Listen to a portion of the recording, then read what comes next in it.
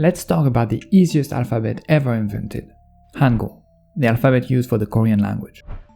The story of Hangul is fascinating as it stems from the will to educate the people, and it became one of the most used alphabets in the world. Not only that, but it's often recognized to be the easiest alphabet, with claims mentioning you can read Korean in minutes. Let's dive deeper into Hangul and how it got created and why it is as simple as it is.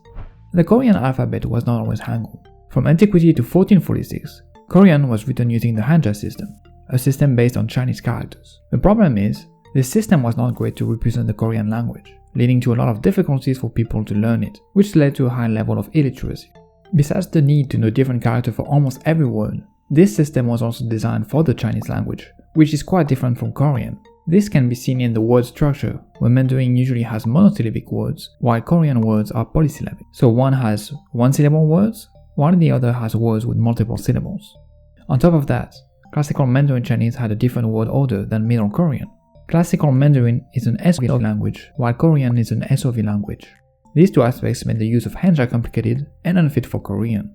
As such, King Sejong the Great created the Hangul alphabet in 1443 and 1444, and it was officially published 2 years later, in 1446.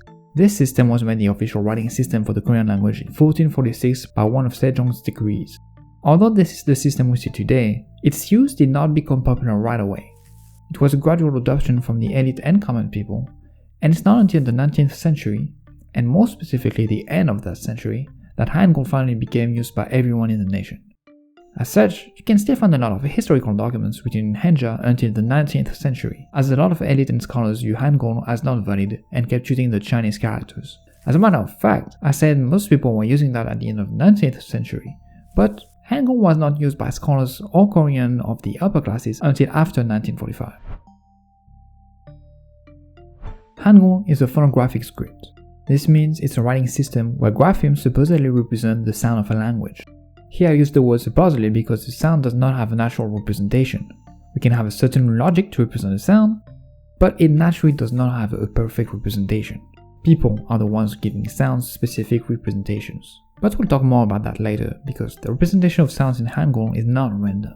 It's also described as an alphabet, as letters represent sounds, as opposed to characters representing words, like Hanja, and it's also referred to as a syllabary sometimes since letters are grouped into syllables.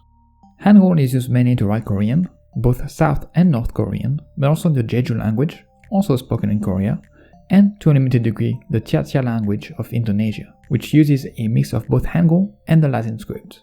While Hangul is used in both South and North Korea, its use differs greatly between the two places. Hangul in South Korea has 24 letters, which only count basic letters, and North Korea has 40. If there is a difference between the two countries, it's because after 1945 and the separation of Korea, they both went through different orthography reforms, leading to different changes to the Hangul alphabet between the two places.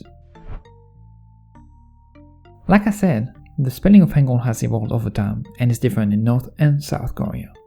The 24 fundamental letters, known as Chamo, are used in contemporary Korean language orthographies, although it started with 28 letters. Chamo is simply the name of the letters of the Korean alphabet. Together, these 10 vowels and 14 consonants can produce 27 more letters, for a total of 51. An initial consonant, a vowel, and an optional final consonant make up each syllable block. Both vertical and horizontal rows of syllables can be used, however, the horizontal spelling is now more common. With a few exceptions, Hangul punctuation today closely resembles Western punctuation. One contemporary aspect of Hangul is the space between words or phrases.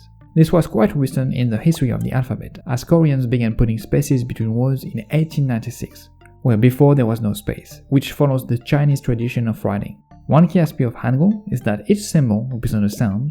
You don't have multiple combinations to represent a sound like you do in English or in French, which makes it much easier to learn and to understand. This phonetic one-on-one correspondence is not necessarily a feature of Hangul itself, but it does help making it easier to understand. After all, the Latin alphabet is used in other languages where you have one-on-one correspondences, like Spanish for example. Hangul letters were designed to be graphically simple. At first, they traditionally consisted of only straight lines, dots, and circles. Remember earlier when I said the representation of sounds in Hangul is not random? It's because the shape of the 5 basic consonants are based on those of human speech organs. Most of the other basic consonants, which are considered to correspond to harsher sounds than those 5, are derived by adding additional lines to those letters to indicate progressively harsher sounds. And in phonology, we don't really talk about harsher sounds, but more like tense consonants as opposed to lax ones. So for example, Giok here depicts the roots of the tongue blocking the upper palate. Nyun depicts the tongue touching the upper palate. Mium depicts the mouth. Siot depicts the front teeth. Yang depicts the throat. As I mentioned a few times already, one famous aspect of Hangul is its simplicity. You can easily find websites or videos claiming you can learn to read the entire alphabet in a matter of minutes, or at worst, in an hour. Hangul is often praised for its simplicity, and that's partly because of how the choice of letters come from the position of your tongue in your mouth, as I mentioned previously. On top of that, if you look at sound like k, you have the following representation. What about this harsher version? Well, you just doubled the letter. Quite easy, right? No need to learn a new symbol. It's the same, but double to show the distinction between tense and lax consonants. This combination of things is what makes Hangul quite easy to grasp even when you have no previous knowledge of it. Aspiration also follows a similar pattern. And if we look at the 5 consonants from before, we can see how they can change to be different sounds, and how those sounds can have aspirated versions that derive from the symbols. Quite easy, right? Finally, now that we saw different letters that exist, let's talk about how they are organized. Many scripts use a left to right, or maybe right to left order. Hangul follows this logic to some extent, but letters are actually organized in syllable blocks called mosugi. Because of the phonological structure of Korean, where words start with a consonant, the first thing being written in a block is the consonant. It is then followed by a vowel, and if there is another consonant, it is written after the vowel as well. Else, the word ends here. This leads to various combinations, depending on the word and the sounds used.